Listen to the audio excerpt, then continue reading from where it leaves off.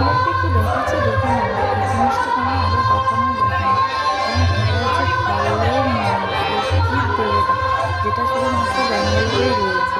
তো তোমাদেরকে দেখাচ্ছি, দেখো কত সুন্দর মন্দিরটা সবজি দিয়ে সাজিয়েছে। দেখো তো দেখো ফুলকপি মূলো সাজানো হচ্ছে সবে মন্দিরটা, সেই সময় আমি ভিডিওটা করেছি। ফুলকপি মূলো ক্যাপসিকাম গাজর, দেখো বড় বড় বেগুন, কালো বেগুন রয়েছে, সাদা বেগুন রয়েছে।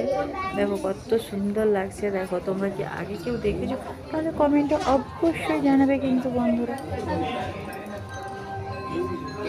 দেখো দেখতে কি পাচ্ছ নিয়ে দেখাচ্ছে, দেখো কত সুন্দর। দেখো বড় বড় ফুলকপি, দেখো এখানে সব ব্যাঙ্গালোরে চাষ হয়। তো সেই সবজি নিয়ে এরা পূজা করে। আমাদের মানে 10 দিন ধরে ডিসেম্বরের মেলা চলছে, সবজি দেবতার পূজা চলছে। তো দেখতে থাকো, ভালো লাগে।